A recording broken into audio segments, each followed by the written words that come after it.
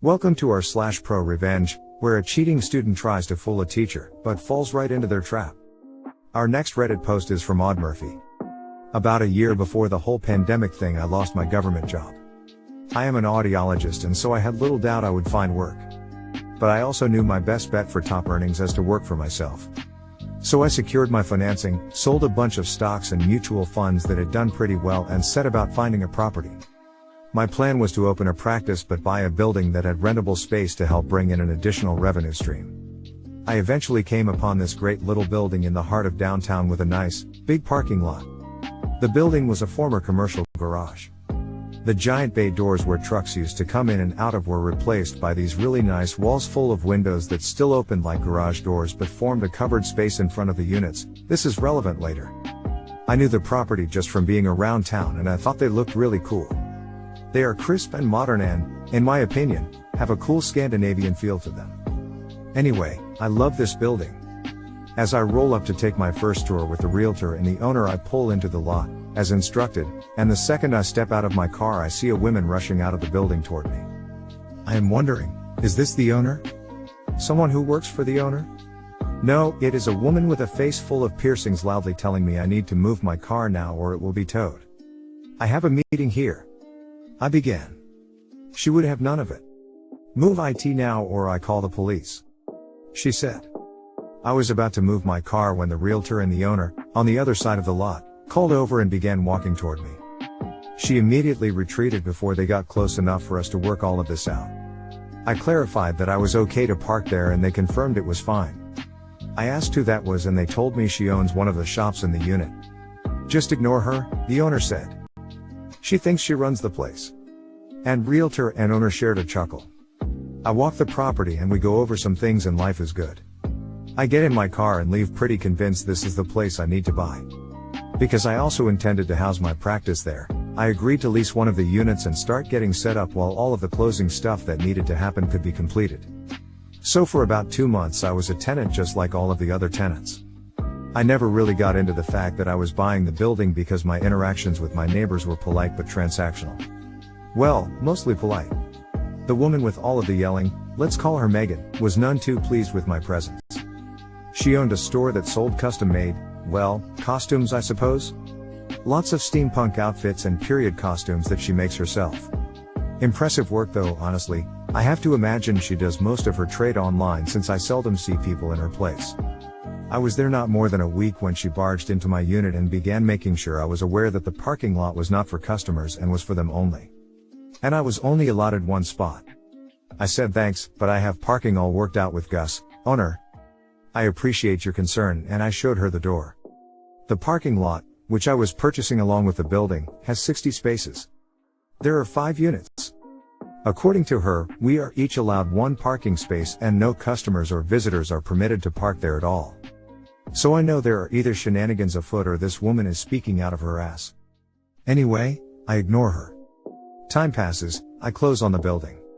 Gus sends out a heartwarming thank you email to all tenants saying he appreciates their years of business together but that the property is now owned by my company name, LLC, of which I am the owner.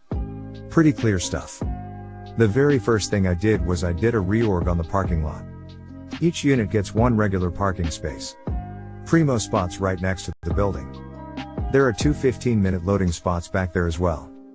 I designated the next 5 closest spaces to handicapped parking. The rest was just parking.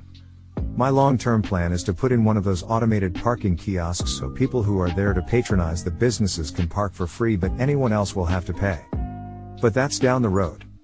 For now, I just needed to formalize some stuff and just accept that I may have some people parking there illegally, and if it becomes a problem I'll just have to hit the security cameras to see who is abusing the system. Anyway, Megan is furious. She is furious that there are not enough handicap spots. There were none before. She is pissed that she needs more than 15 minutes for a loading zone. Who is timing it? She is pissed most of all, however, because she was never consulted. Flash forward a few days and I parked on a non-parking spot. The sidewalk in front of my building is privately owned. Basically, you turn off of the public sidewalk and walk down the private sidewalk to where all of the businesses are. I parked on a paved patch next to my unit, on the far side away from the public sidewalk, accessible only by my parking lot. I parked there, with every legal right to do so, By the way, because I was unloading equipment. Since I own the space I was parked on and everything around it, I didn't move my car right after. I walk outside and my car is gone. So I immediately assume someone stole my car. Then there's Megan standing in her doorway with a big shit-eating grin on her face. I ask her if she knows anything about my missing car. "Oh, is that your car? I saw a car parked illegally so I had it towed." I said, "Laugh it up. Any expense is getting added to your rent." I went to the tow company that the prior owner hired and I laid into him for towing anything from my property without authorization. His argument was that he had a contract with the property. He did not. He had a contract with the company that formerly owned the building that was now null. In the end, I knew arguing would get me nowhere, so I paid him and took my car. I left with hate in my heart and my mind solely focused on revenge. I began really scrutinizing my security tapes and discovered that all of these unaccounted for vehicles in the parking lot all had something in common: Megan. I had a suspicion that she was selling parking in my lot. So I waited by one of the cars until the guy arrived. I told him, as he walked from an area that was not my building, that he was not authorized to park there. He looked confused and told me to mind my own business and he pays for parking. I introduced myself as the owner of the lot and asked who he was paying and how much. The answer was Megan and $125 per month. Suddenly, her business made a lot more sense. I thought of confronting her. I thought of just straight up evicting her. Instead, I hired a security company. They set up a temporary booth at the entrance of the parking lot and a guard ensured that everyone there was there for one of the businesses. If someone parked and wandered off somewhere else, they were told they were going to be towed. Anyone who claimed to be paying for parking would just be turned away. What followed was around 24 very angry people in Megan's store over the course of the week. They paid good money for those spots and now she was pulling out the carpet? People were pissed. Megan lays pretty low for a while. Then COVID strikes and we're all rightly in fear for our livelihood. As soon as it was legal, I told the tenants they could open the big garage door and have a covered outdoor space for their trade. This was a necessary thing to keep them open and was outside the scope of their lease since they were not allowed to put in outdoor seating, etc. Everyone is super happy about this. Except Megan.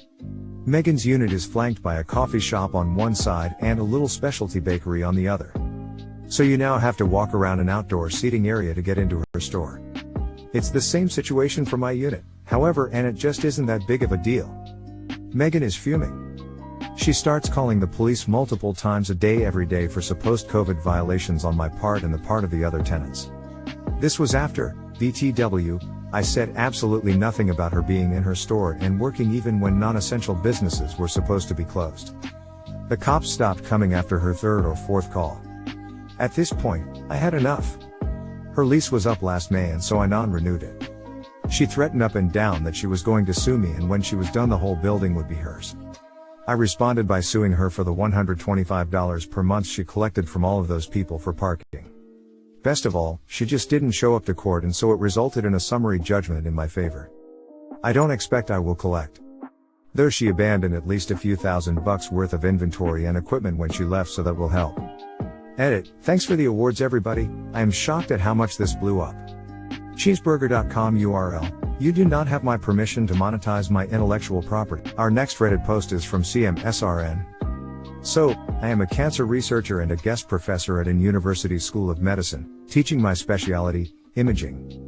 Besides the usual acquisitions of medical images using MRI, CT, etc. Imaging has a lot to do with image processing. Some days I am just a glorified programmer/IT guy. And as anyone who has ever programmed anything will tell you, coding is a very personal activity. With enough experience, you can tell who wrote what just by looking at the lines.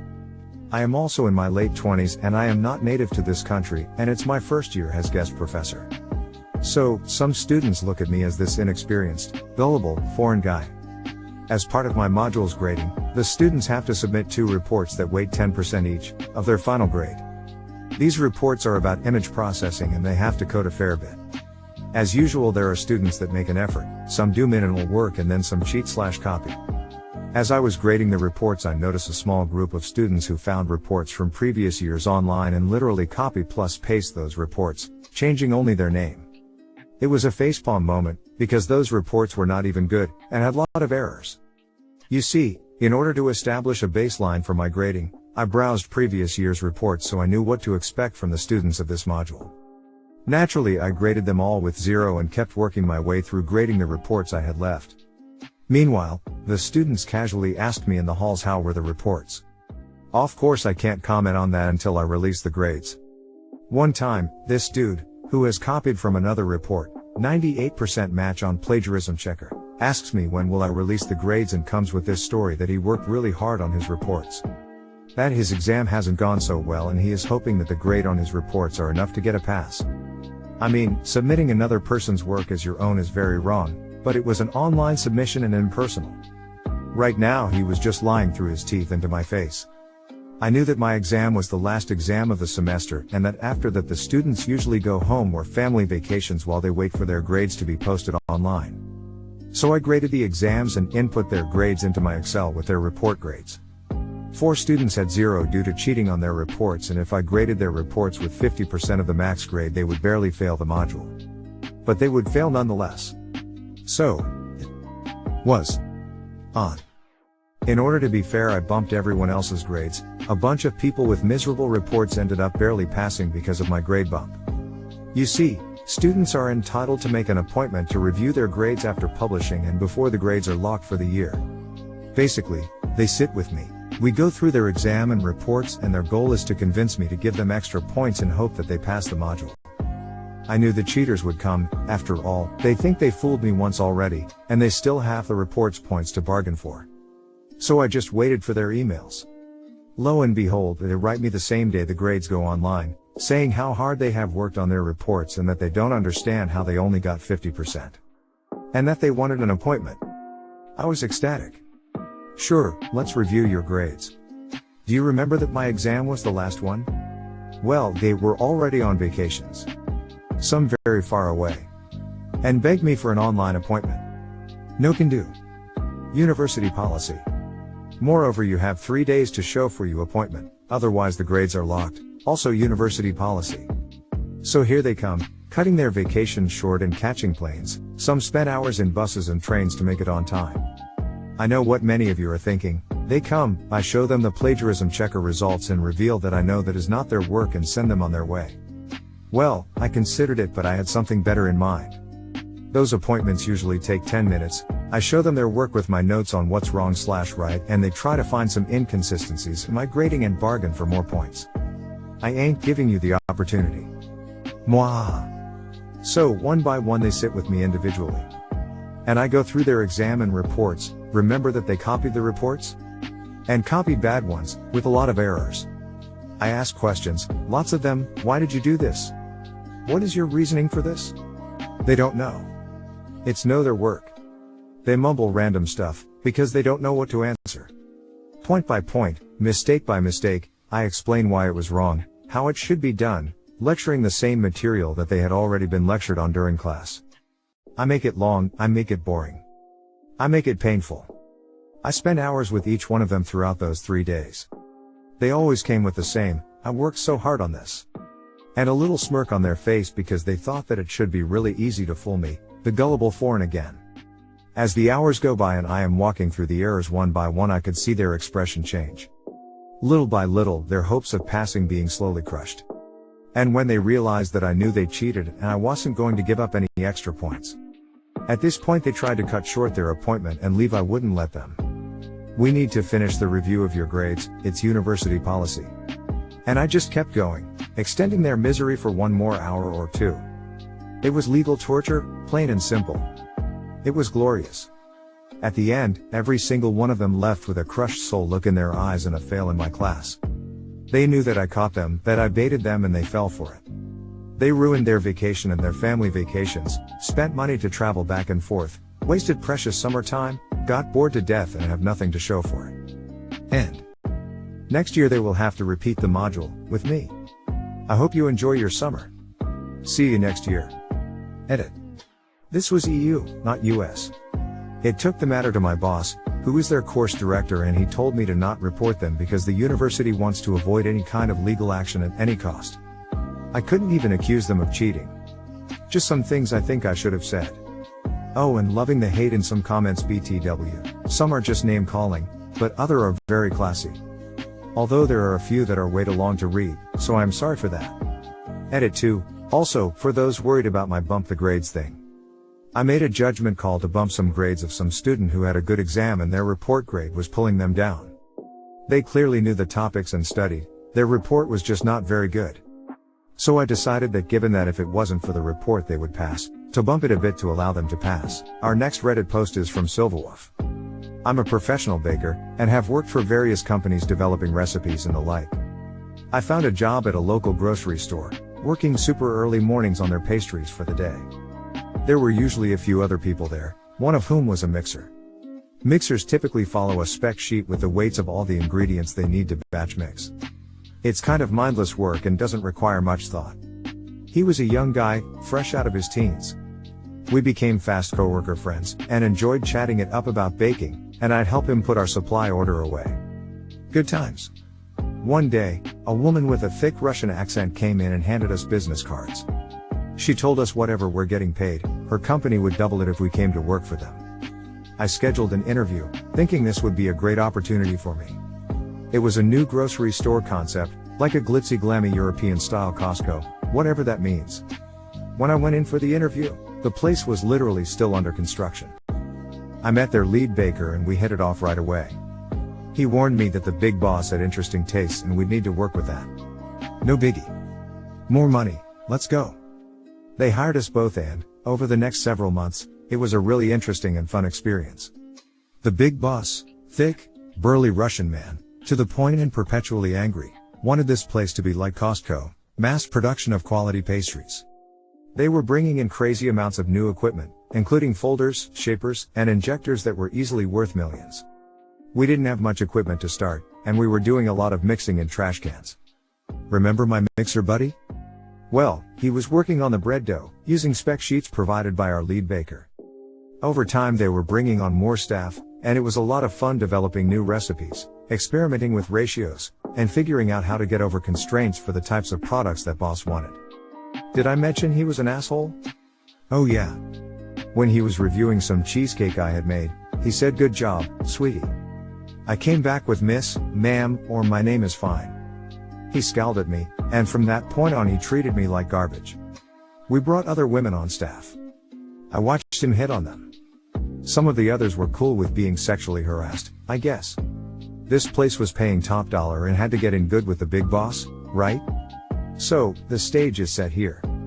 Boss quickly turned his business into a game of survivor. He'd fire people on the spot for whatever reason. One day, one of the people he sacked was our lead baker. It came as a surprise since he was developing all the recipes we'd be using. I inherited a lot of his notes, and his development work was divided between me and the mixer.